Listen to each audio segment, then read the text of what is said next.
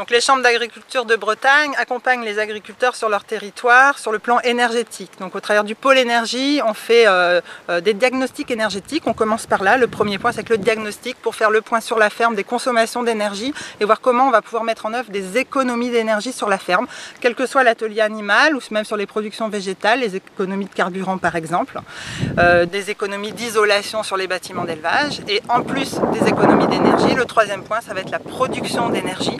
On les accompagne aussi pour produire des énergies renouvelables à partir du vent à travers du petit éolien, à partir du soleil pour l'installation de panneaux photovoltaïques sur leur toiture ou à partir de biomasse pour des projets de méthanisation et de production d'énergie, d'électricité et de chaleur renouvelables et locales.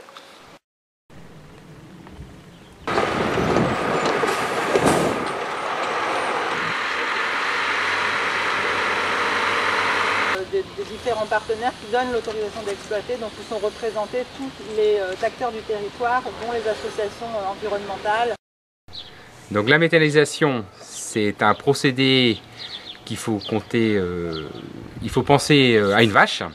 Donc c'est une vache, on lui donne à manger, à l'intérieur elle digère avec de la chaleur, elle fait des bactéries, les bactéries donc se libèrent, on fait du CH4, donc du gaz. Grâce au CH4, on emmène dans un moteur. Donc le moteur produit de l'énergie thermique et de l'énergie électrique. L'énergie électrique est entièrement revendue à ERDF. L'énergie thermique sert à chauffer l'installation, donc le process, on va dire le ventre de la vache. Et avec la chaleur qui reste, on va chauffer donc des élevages ou des maisons d'habitation.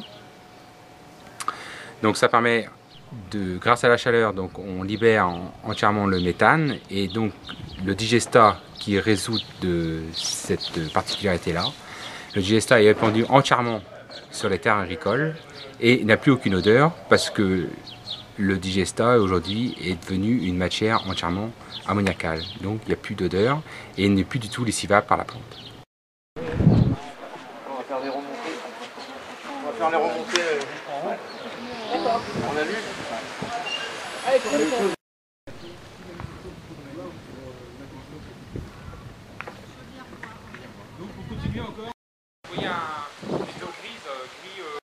Il faut refroidir le moteur, à la fois sur le circuit moteur et sur les gaz d'échappement. Ça c'est le... Faut l'écouter. On avait envie, on avait du temps pour le faire, on l'a fait. L'intérêt aujourd'hui des agriculteurs, c'est de relever le défi énergétique.